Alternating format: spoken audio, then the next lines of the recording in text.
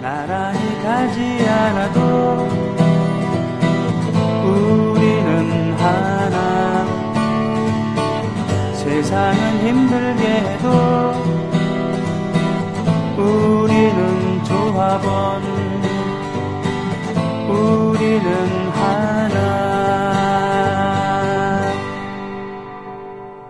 자, 애국 시민 여러분, 해외 동포 여러분, 그리고 동네 주민 여러분, 2부입니다. 2부. 오늘 2부는 아까 말씀드렸다시피 LP의 세계로 우리를 안내해 주실 대중음악 평론가라고 남들이 얘기하기도 하고요. 또 사진 예술가이기도 합니다. 포토그래퍼이기도 하고 저널리스트이기도 한데 저에게는 한국형 오타쿠의 극치라고 인식되어지고 있는 최규성 선생님 모셨습니다. 안녕하십니까? 네, 안녕하세요. 혹시 기분 나쁘셨어요? 한국형 오타쿠의. 좋은 얘기죠. 뭐. 예. 벗어날 수 없는 굴레 같은 거. 제가 듣기로는 LP만 2만 장 넘게 모으셨고요. 예, 그게 많지는 않죠. 네? LP 숫자로는 뭐 훨씬 많으신 분들이 많죠. 제야에 묻혀 계신 또 고수분들이 많죠. 그리고 이제 그거 말고 뭐 리프렛이라던가 네. 이러저러한 뭐 책자라던가 네. 등등 합치면 10만 점이라고 들었는데요. 그렇게 정도 되더라고요. 예. 그러니까 2만 장이 적을 수도 있어요. 그 LP 바 갔을 때 꽤 커다란 어느 정도 아니야. 그래요. 2만 장을 갖다 놓은 LP 바라고 한다면 우리나라에서 가장 많은 LP를 소장하고 있는 그런 바일 수도 있는데 문제는 네. 질이잖아요, 질. 그렇죠. 예. 닉네임이 절판 소장님이시잖아요. 예, 그래서 오해도 많이 받아요. 뭡니까? 절판 소장이라는 뜻이 사실은 이제 절판, 아웃 오브 프린트죠. 네네네네. 이렇게 절판된 음반이나 네. 것들을 소장하고 싶고 많이 네. 소장하고 있다. 뭐 이런 내용으로 제 아내가 지어준 별명인데요. 아, 예. 옛날 하이텔 그 통신동호회 시절에 얻은 건데 이 말이 조금 생소하다 보니까 네. 떡장수시냐고. 이게 절편 소장으로 보시는 분들이 있고 가끔은 수준이 좀 있는 줄 알았는데 네. 철공소 하냐고. 그것도 뭔 얘기인가 했더니 철판 소장으로. 저는 그 절판 그러니까 아웃 프린트 소장 이런 영어로 이런 저도 그렇게는 몰랐고요. 네. 처음에 무슨 연구소 같은 걸 하시나? 네. 그러니까 뭐 이렇게 낭만적인 이름은 아니고 네. 사실 좀 딱딱할 수도 있는데 네. 이게 뭐 수집하시고 이런 분들에겐 또 좀 공포의 이름이라고 얘기도 하더라고요. 예. 제가 한번 들렸다 가면은 거기는 끝났다. 거의 끝났다. 거기에 영양가 있는 것들은 다 초토화된다. 그렇죠. 예. 예. 썩썩 이렇게.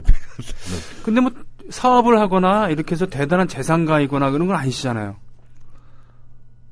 그렇죠. 그렇죠. 근데 그래서 많이 포기를 하죠. 예. 저는 제 옷 사는데도 양복도 뭐 10만 원 이상 넘게 제 돈 주고 사본 적이 없고요. 네. 예전에는 이제 신문기자 시절에 좋아했던 술도 다 끊었고요. 그래서 오해도 많이 받았죠. 아, 네. 그러니까 제가 좋아하는 뭔가를 포기해야 하는 거죠. 하긴 많은 이런 오타쿠들이 자신이 좋아하는 것을 위해서 다른 것을 다 포기해야 되는데 그렇지 못함으로 해서 문제가 생기기도 하고. 그렇죠. 그렇죠? 뭐 예. 포기한다고 다 되는 건 아니고 네네네. 일종의 사실 수집 이제 취미 활동이잖아요. 네네. 음악이 좋아서 한 취미가 지금은 뭐 전문 분야가 이제 된 건데 네. 보통 이 수집하시는 분들이 지금 뭐 오타쿠라는 얘기도 하고 좀 외골수라 그럴까요? 네네네. 자신의 수집품을 일체 못 만지게 하는 분들이 예. 많죠. 그래서 보통 왕따예요, 집에서 대부분 수집하시는 분들이. 왜냐면 혼자 골방 같은 데서 못 들어오게 하고 혼자서만 자기만의 세계를 구축한단 말이에요. 예. 그러니까 심지어는 뭐 집안 아이나 와이프도 들어와서 네. 못 만지게 하는. 네. 그러다 보니까 자연스럽게 이제 왕따가 돼서 문제가 되잖아요, 보면. 그렇군요. 그런데 저는 좀 달랐죠. 어떻게 하셨습니까? 제 아이가 좋아하는 만화 영화라든가, 예. 제 아내가 좋아하는 또 명화, 예. 이렇게 또 그런 음악들, 예. 또 만화 영화 주제가라든가 이런 거를 제가 제 거 10개 사면은 꼭 하나씩은 이렇게 취재를 좀 해가지고 안겨줬죠. 가정 평화를 위해서. 이거 중요합니다. 이게 자신의 즐거움을 위해서 네. 다른 가족 구성원들의 희생을 본의 아니게 강요하는 경우도 있는데 그게 아니라 같이 즐기는. 예. 그렇게 되면 용돈을 많이 써도 용서받는 부분이 분명히. 하여간 생존 전략이죠. 일종의 생존 전략인데, 제 아들도 그런 제 피를 똑같이 이어받았는지. 맙소사. 그래서, 제 아이는 애니메이션을 그렇게 좋아하는데요. 아, 네. 얼마나 애니메이션을 좋아하면 스스로 애니메이션을 보면서 1호를 터득했어요.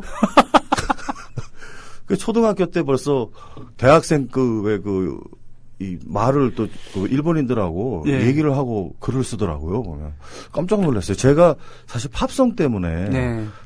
초등학교 예전에는 국민학교라 그랬잖아요. 네네. 중학교 들어가기 전까지 영어를 안 배웠습니다. 저희 때는. 네. 중학교 들어가야 ABCD 이제 알파벳을 배우기 시작했거든요. 네. 근데 저는 중학교 들어가기 전부터 팝송 가사가 궁금해서 네. 영어 사전 보고 이렇게 영어를 좋아해서 아마 제가 영문과를 갔던 것 같아요. 아, 그러셨군요. 참 한국형 오타쿠의, 예. 대를 이어서, 예. 이 얘기를 계속하다 보면 한도 끝도 없을 것 같아서 네. 음악을 좀 들어야 되겠습니다. 네, 네. 지금 보니까 선곡 리스트 페이스북에 올려주신 걸 보니까 네. 신중현 선생에 관련된 노래들이 몇 곡 있습니다. 이번에 그죠? 제가 대중가요 네. LP 이제 가이드북이라는 책을 냈잖아요. 네네네. 그래서 오늘 거기에 소개한 네. 좀 귀한 음악들을 우리 국민TV 라디오 애청자분들과 좀 공유하고 싶은 마음에 네. 그리고 우리 손병희 씨가 이 신중현과 캐션스의 이나가다 답이다. 예, 그럼요. 이 실황 버전. 이것도 예. 사실 킹박이라고 예전에 킹레코드 네네. 박성배 사장님이 유명하시자 전설적인 분이시죠. 전설적인 보면. 분이시죠. 이분이 이제 몰래 녹음, 도둑 녹음이죠, 보면. 실황을. 네, 그래서 신중현 선생은 뭘 앞에 갖다 놓는데 그게 뭘 하니까 갖다 놓은 건 알았는데 그게 녹음하는 줄은 몰랐다고 얘기를 하시는데 여하튼 신중현 선생님의 어떤 전성기 시절에 네. 라이브 기록이 남긴 거잖아요. 네. 그런 점에서는 인정을 하셔야 되는 게 아닌가. 그래서 음질이 그렇게 좋지는 않습니다. 때로는 이런 사자의 역할을 하는 분들이 역사를 만들기도 하는. 이너가다 다비다는 아이언 버터플라이의 그렇죠. 60년대 사이키델릭 전성시대. 예, 대표할 우리, 수 있는 예. 곡인데 우리나라에서도 대중가요 음반에서 보면 네. 락 밴드들에게는 이 아이언 버터플라이의 이 이나가다 다비다가 화두였어요. 꼭 그래서 해야만 되는. 대중가요 LP를 수집하는 컬렉터들에게 이나가다 다비다가 들어있다 그러면은 무조건 이 컬렉터스 아이템이죠. 네. 왜냐하면 워낙 롱 버전이잖아요. 그렇죠. 즉흥 연주가. 그러다 보니까 방송에서는 들을 수 없는 버전이기 때문에 오늘은 축약본으로 갖고 오셨습니다. 이거 다 하면 저는 편하죠. 예. 그냥 우리 틀어놓고 예. 한 20분 가까이 쉬면 되니까. 다음에는 꼭 그런 전곡을 들었으면 좋겠습니다만. 그리고 히키신? 네. 히키신은 뭔가요? 이분 히키신, 제키신 이렇게 얘기했는데요. 예, 신중현 선생님이 에드퍼라는 락 밴드를 하기 전에 네. 미팔군에서 이제 기타리스트로 활동했을 때 워낙 키가 작으신데 이 장신들 막 다리 사이도 왔다 갔다 하면서 아주 신들린 듯한 기타 연주를 들려줘서 예. 히키신, 제키신, 히키제키 이렇게 애칭으로 불렸던 신중현 선생님의 예명 같은 거죠. 그렇군요. 그래서 그 곡도 같이 들을까요? 예. 보니까 동심초라고 되어 있는데 이게 네. 우리가 알고 있는 그 가곡 동심초 맞습니까? 가곡 동심초를 청년 신중현 그러니까 첫 데뷔 음반에서 이제 재즈 풍으로 그렇군요. 당시 이제 미팔군에 있던 선배 연주자분들하고 미군 간이 녹음기 있지 않습니까? 네네네. 포터블로. 예. 그거 놓고 동시에 녹음한 거죠. 그렇군요. 야, 한 방에 그냥. 그때는 다 한 방이어가지고 꼭 틀리는 사람이 있어요, 보면은. 아시잖아요, 보면. 네네. PT 체제할 때도 꼭 틀리는 사람이 있듯이. 그렇죠, 예. 그래서 쉽지 않았던 시절. 그렇지만은 그 라이브의 어떤 팽팽한 긴장감이라든가 그 느낌 이런 거는 고스란히 남겨서 요즘 인디밴드들도 원테이크를 지향하는 이유도 다 그런 거죠. 그렇죠, 예. 1933년생이시죠, 이분이? 나이가 호적하고는 좀 네. 차이가 그 시절 분들은 또 좀 예. 시대가 좀 격변의 시기였기 때문에 제가 봤던 프로필에서는 33년으로 되어 있습니다만 실제는 더 많으시다는 얘기도 그렇군요. 있고 아무튼 20대 때 남아있는 유일한 그런 음원이라고 보면 되겠습니다. 히키신의 동심초, 신중현 선생의 최대 레코딩이고요. 그리고 거의 한 10년 후에 신중하고 퀘스천스. 10년 아닙니다. 퀘스천스는 10년 아닌가요? 10년 되네요. 그쵸. 그렇게 되네요. 퀘스천스는 1970년도에 나온 그렇군요. 거고. 동심초는 네. 58년도. 58년에 녹음하셨다 그러는데 네. 제가 이번 책에서도 밝혔듯이 앨범 음반에는 음반 번호가 있습니다. 네, 네. 음반 번호상으로 봐서 63년 그 정도. 정도로 발매했을 거로 보여져요. 그렇군요. 1963년에 발매된 버전입니다만 녹음은 58년에 한 걸로 알려져 있는. 이야, 1958년에 그러게요. 기타 소리가 요즘이랑 많이 다른데 그것은 앰프의 문제도 있고 녹음의 문제도 있습니다만 그렇죠. 기타 줄이 예전에는 지금 전자기타 줄처럼 얇은 게 아니었다면서요. 그렇죠. 줄도 예전엔 좀 투박했고. 투박하고. 예. 예전에는 그 양힘줄로 녹음한 적도 있었죠. 양힘줄. 예, 저는 육방기라는 그 육방기. 예. 아르헨티나에서 추방당해서 예. 그 프랑스에서 주로 활동했던 예, 정말 세계적인 예. 기타리스트이기도 하면서 또 어떤 아르헨티나의 김민기라 봐도 되죠. 맞습니다. 보면 예. 제가 굉장히 좋아하는데요. 예. 그분이 말년에 양힘줄로 치는 음반이 있는데 LP 음반이 와 그걸 들으면 정말 저 태고 쪽에 네. 그 뭔가 그 태고의 그 분위기가 확 밀려오는 듯한 느낌. 하기에는 클래식 기타, 나일론이나 이런 것들이 발전하기 전에는 양의 힘줄로 네. 기타 줄을 만들었는데 그래서 클래식 기타를 거트 기타라고도 불렀다고 합니다. 예, 그게 이제 힘줄을 뜻한다고 하는데 소리가 잘 내기가 쉽지 않다 그래요. 그렇군요. 양힘줄이 보통 조금. 아타알파 육방기, 아타알파. 멕시코인가요? 하여튼 스페인 침략군으로부터 무장 해제당하고 죽었던 그런 잉카인가요? 거기에 그 왕 이름이 네. 아타알파였잖아요. 그래서 그 이름을 따서 아타알파 육방기라는 이름. 네. 인디오 출신이었을걸요, 아마. 네. 예. 맞습니다. 야, 아무튼 그 신중현 선수의 두 곡 들었는데 다음 곡 설명해 주시죠. 보니까 많이 알려져 있지는 않은 노래인데 신중현 선생의 노래 중에는 선생님 그 락 음악을 좋아하는 분들에게는 네. 너무나 알려진 이 음악은 아마 제가 계절 때문에 선곡을 했는데요. 네. 그 신중현 선생님 이제 3대 명반 얘기하면 이제 에드포도 얘기하고 네. 그 미인도 얘기하고요. 그 신중현과 엽전들에 미인 들어있는 거. 예. 그리고 이 김정미 예. 3집이죠. 보면 4집. 그 나우라는 앨범이 있는데 이 앨범은 제가 이번 책에도 보면요. 예. 엽전 표시를 해놨습니다. 예. 그 잘 보시면 하여간 위쪽에 엽전 표시가 있어요. 그 엽전 표시가 예. 지금 시중에서 거래되는 그 가격이거든요. 그래도 일반 분들은 이게 얼마나 가치가 있는가를 또 그런 식으로 또 보는 걸 또 즐기실 것 같아서. 예, 지금 소녀님께서 올려주셨어요. 최규성 선생님의 이 사진. 네네. 그리고 몇 주인가요? 그렇죠, LP 가이드북 그렇죠, 책 네, 올려주셨는데 김정민 사이키델릭 여제라고 불렸었고. 여제라는 그 평가를 받게 되는 게 네. 그리고 신중현 선생님이 60년대 말부터 그 어떤 지미 핸드릭스라든가 네네. 이런 해외에서 어떤 저항의 네네. 어떤 상징이죠. 그런 사이키델릭 사운드에 이렇게 매몰되셔서 네. 던키스 시절 때부터 굉장히 집중을 하셨는데 그게 정점에 달했을 때가 더맨 시절이거든요. 더맨. 예. 네. 그래서 김정민이 4집 더맨의 연주를 했는데 정말 한국 사이키델릭의 어떤 정수다 이렇게 얘기를 하죠. 거기서 봄이라는 노래인데요. 지금 이제 봄이 다가오고 있잖아요. 이 노래는 어린아이들도 그렇게 좋아하더라고요. 그래요? 네. 그러니까 아마 어린아이 같은 우리 병희 씨도 좋아할 것 같아요. 저는 신중현 선생님 곡이 섹시해서 좋아요.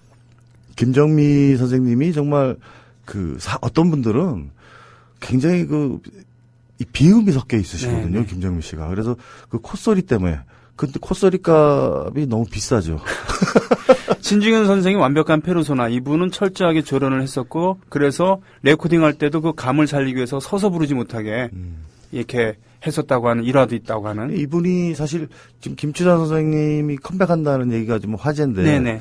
김추자 선생님 굉장히 엄청난 사건이 있었잖아요. 소주병 난사 사건. 네네네. 리사이트를 앞두고 얼굴에 정말 이게 다 프랑켄슈타인처럼. 네. 그때 무대에 올라가서 의자에 앉아 계셨어요. 네. 그때 대역으로 노래했던 분이 그렇게 데뷔한 분이 바로 김정민 씨죠. 더불어 행복한 세상 너와 나의 꿈이 눈앞에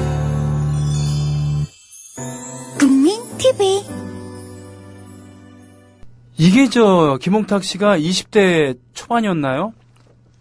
그렇죠. 그렇죠. 천재 기타리스트로 이렇게 가끔 가들 때. 그 인천의 아이가 악동이었죠, 보면. 아, 그러면요, 히식스에 대해서 좀 얘기 좀 해주시겠습니까? 히식스 이음반은 뭐 사실 그 일반에게 널리 팔렸던 네. 유통됐던 음반은 아니고요. 아, 일종의 시험판으로 그 창작 연주집을 이제 1, 2집으로 나눠 있는데요. 네. 이게 그 앨범에 사실은 당시 이제 히식스가 주 무대가 오비스 캐빈이잖아요, 명동에. 오비스 캐빈이 1층은 뭐 일반고, 네. 2층은 포크고, 3층은 또 락 밴드인데 그 들어가는 입구에 사람 크기의 대형 캐리컬처가 쫙 걸려 있었는데 네. 간판 얼굴 마담이다 이거죠. 이게 바로 히식스 그 6명의 그 캐리컬처 사람 크기의 실물 크기 이게 이제 이 음반에 그대로 이제 실었는데 이 사운드가 워낙 뛰어나고 네. 그래서 해외 지금 세계적인 그 DJ 분들이 네. 자신 이제 이렇게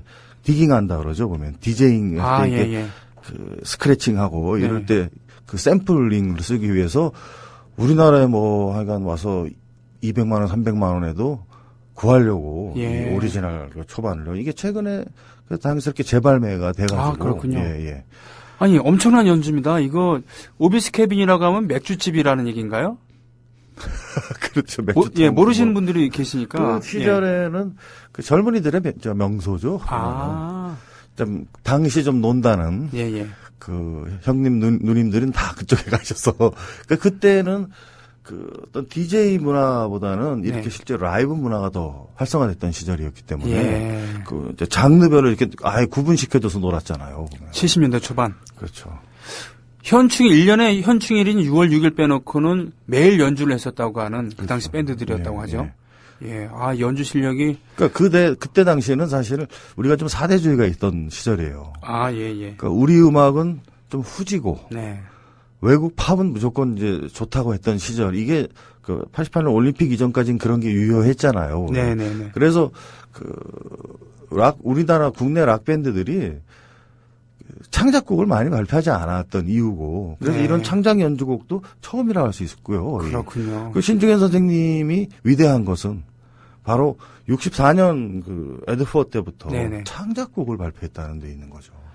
그렇습니다. I Wanna Hold You Hand로 미국 시장을 강타했던 게 비틀즈가 1964년인데 같은 해죠. 바로 같은 해 우리나라에서 빗속의 여인, 노란 90년대 김건모 씨가 리메이크를 할 정도로 세련된 그런 곡을 만들어서 그 I Wanna Hold You Hand 그 노래가 미국 거기 잉글리시 인베이션이 시작된 그렇죠. 신호탄 같은 곡이잖아요. 그거 같은 해예요. 신중현 선생님보다 먼저 앞서 키보이스가 그녀 손목 잡고 싶은 대로 번안해서 이미 음반을 했었습니다.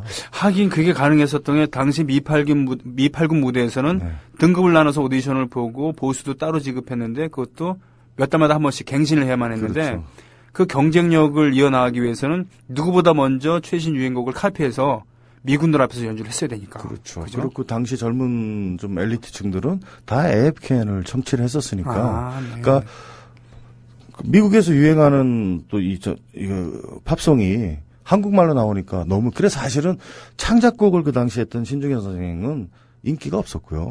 대중적 조명을 받지 못하고 그래서 그 음반들은 좀 저주받은 걸작 이렇게 얘기를 하잖아요. 그렇군요. 상대적으로 키보이스는 인기가 많았죠.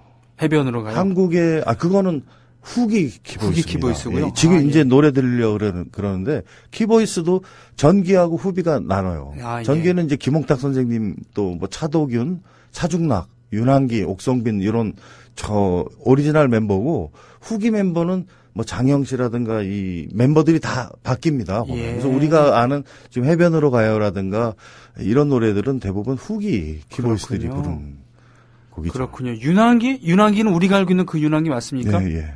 그 당시에 드러머셨죠. 아, 그렇군요. 참, 이 세상에 갑자기 솟아나는 건 없습니다. 그죠? 그럼요.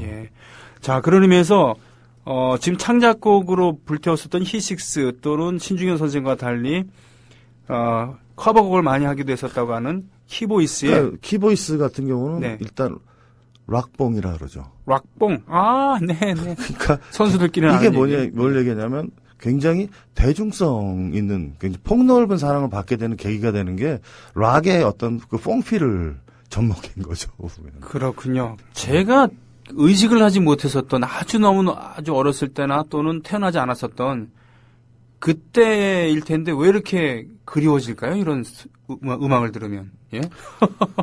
락봉. 그렇죠, 락봉. 예. 조용필 선생님도 네.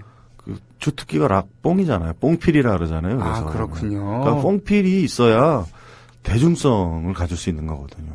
하긴 최초의 히트곡 도라의 부산항도 그렇고 그리고 리드미어, 니미어. 네. 이것도 뭔가 좀 뽕기가 뽕기가 있죠. 예. 미련. 이거 창작곡이군요. 그러니까. 그렇죠. 예. 그러니까 이런 것을 기타 하나로 그냥 뽕짝 필내면서 노래를 부르거나 그래도 되는데 락 밴드가 락 편성을 해서 하니까 그 시절은 이런 락이 또 인기가 많았어요. 젊은이들 사이에. 그러니까 네. 이 앨범도 이제 게이트 폴더로 돼 있는 게이트 폴더는 그러니까 예, 양쪽에서 양면으로 펼칠 수 있는 네. 이게 있고 이제 한 장이 돼 있고 이걸 제가 책에다 이제 자세히 설명을 했는데 이게 바로 해변으로 가요가 있는 네. 그 음반이죠. 그렇군요. 그리고 컨셉 자체를 썰핀 USA 부른 네. 비치보이스처럼 바닷가라든가 강 이런 거를 주제로 삼아서 뭐 바닷가의 추억이라든가 정든배. 예. 그래서 여름도 평정했지만 키보이스도 겨울도 평정했었어요. 징글벨 락이라는. 그러셨군요. 예. 아마 그 캐롤 음반이 그렇게 히트돼서 많이 팔린 경우도 흔치 않았죠. 그러고 보면은 세시봉 등등 영향으로 그때를 포크의 시대라고만 생각하기 쉬운데. 세시봉을 포크만 했다는 거는 오해시고요. 네. 그거는 요 근래 이제 포크 가수들이 중심으로 하시려 거기는 지금 이 방송처럼 네. 매일같이 코너가 다른 게 각 네. 장르가 다 소설가가 나와서 얘기도 하고 포크는 아주 일부분이었고요. 네. 그게 마치 세시봉이 포크란 그 잘못된 얘기죠. 네. 그렇군요. 락이 우리가 알고 있는 것보다 그 당시에 매우 발달했었고 밴드도 그렇죠. 많았다. 예. 그리고 연주 실력 역시 지금 우리가 상상하는 이상이다. 그렇죠. 예. 이게 그 당시 이제 플레이보이의 전국 보컬 그룹 사운드 경연대회가 플레이보이배. 이게 이제 썬데이 서울에서 이렇게 전설의 썬데이 서울. 그 대회가 있는 날이면 시민회관 주변이 장사진을 이뤘죠. 그렇군요. 거기서 수상 기념으로 네. 음반이 또 바뀌게 되는. 그렇군요. 마음이 좀 급한데요. 두 곡이 남았는데 네. 되도록이면 다 듣고 싶거든요.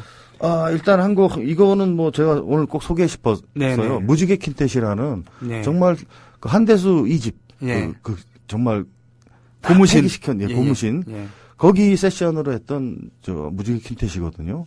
여기에 이제 빗속의 사랑이라는 노래를 골랐는데요. 참 좋습니다. 그 당시에 벌써 이런 포크락을 구사했다는 거. 이 밴드 무지개 킨텟은 사실 이경석이라는 분이 이제 리더인 것만 이경석. 후에 CM송도 많이 하시고 했는데 예. 잘 알려져 있지 않아요. 근데 이분도 한번 저 만나보고 싶은 분인데 네. 재밌는 거는 우리나라에서는 이 무지개 킨텟이라는 그 혼성 그 포크락 밴드 잘 모르지 않습니까? 네네. 그런데 일본에서는 한국 여행을 갈 때 그 예전에 그 관광 네. 가이드 이렇게 팜플렛 있잖아요. 네. 한국 가서 구해볼 만한 음반에 이 무지개 킨텟을 소개했다는 사실. 그렇군요. 놀랍죠. 하긴 우리나라에서 그 쓸만한 중고 악기들 네. 그리고 굉장히 귀한 가치가 있는 그런 LP들 일본 사람들이 많이 가져갔죠. 헐값에. 뭐 일본 사람들이 한국 것만 가져갔겠어요. 전 세계에서. 멜로디아 네. 그 러시아 LP 있지 않습니까? 네. 거기 일본 계신 힘 쓰시는 분들이 다 가져가가지고 오히려 러시아에 없대요. 보면. 특유의 수집력과 경제력 그리고 일찍이 된 세계화 덕분에 일본인들이 이런 걸 많이 가져갔습니다. 아이고 예. 아니 얼마나 정말 귀한 음악을 다행히도 우리에겐 다음 주가 있습니다. 최규성 선생님과 함께하는 LP 여행. 대중가요 LP 가이드북에 나와 있는 그런 음원들을 위주로 지금 하고 있습니다만 물론 빙산의 일각이죠. 오늘 마지막으로 소개해 주실 음악은 제가 사실 앞에는 오리지널 음반들은 이제 구하기가 쉽지 네네네. 않잖아요. 그래서 재발매 음반들도 구해서 들으실 수 있도록 네. 정보를 다 소개를 했는데요. 아 예. 맨 뒤에 이제 초보로 이렇게 LP를 시작하시는 분들을 위해서 정말 저렴하지만 좋은 노래들이 들어있는 음반. 네. 거기서 이제 박윤수 선생님 개인적으로 봄비보다 저는 이 노래를 더 좋아하거든요. 박윤수. 제목이 굉장히 깁니다. 네. 당신은 네. 별을 보고 예. 울어보셨나요? 좋아요. 이렇게 되는군요. 알겠습니다. 다음 주에 또 더 재밌는 얘기 함께 나누겠습니다. 네, 감사합니다. 예, 고맙습니다. 예. 최규성 선생님과 함께하는 그런 음악 여행이었고요. 새로 가입해 주신 분, 박조교님, 그리고 치즈 토핑 추가님, 예, 드루리첸님, 그러니까 도어리 아닌가요? 이렇게 읽나요? 그리고 굉장히 엄청나, 미애님, 빅버드님, 앙어님, 이분들이 예비조합원으로 등록해 주셨습니다. 고맙습니다. 그리고 소라보라님, KSJ8299님, 물공공성 강화님, 강원도 옥시기님께서 출자까지 마친 그런 조합원으로 가입해 주셨습니다. 고맙습니다. 내일 뵙겠습니다. 고맙습니다.